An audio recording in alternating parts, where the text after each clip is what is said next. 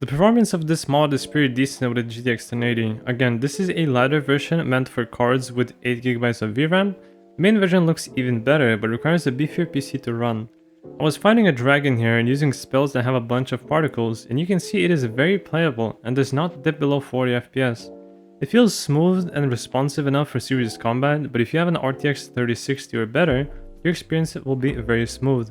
I actually managed to keep somewhere from 45 to 70 FPS outdoors and a stable 70 to 90 FPS indoors. I didn't try to tweak any performance settings because I didn't feel the need to, but there's a Discord where you can find some tips on how to get more FPS and tune some settings if you feel like you need to. Next up, we have combat. Nolvus Natural Lightning Redux has a bunch of combat mods like stances, kill moves, wildcat, true directional movement, archery gameplay overhaul, and a bunch of new spells and enchantments added to really provide flexible playstyles.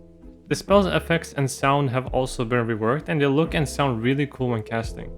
The combat is very satisfying without many bugs and glitches, the hits feel like they have an impact, sound effects are great, and the stagger adds a more realistic approach. There are some things I found a bit awkward.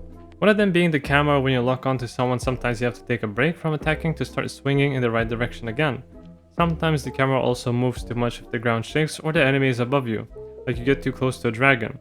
All this can be negated with the first person or just targeting enemies yourself instead of relying on to do it automatically. Otherwise, this was the best combat I've experienced compared to many other mod lists, so all I can say is well done.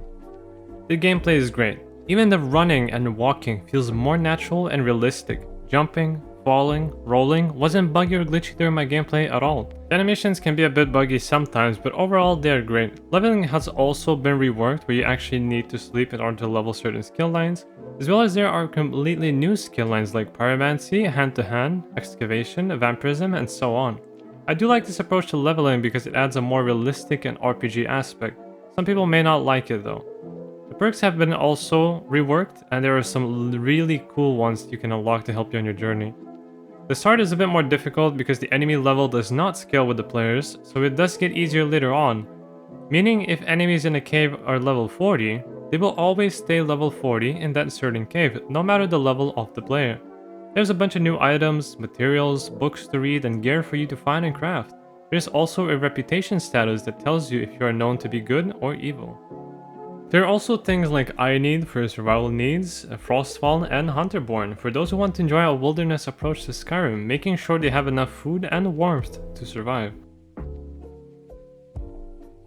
Quests and NPCs. There are new questlines like Legacy of the Dragonborn, Wormstooth, and more. Side quests of Skyrim adds a bunch of side quests for NPCs. A matter of time lets you progress with quests whenever you want and are not forced to do the main quest to progress. There are quest boards in cities where you can claim even more side quests or bounties to complete.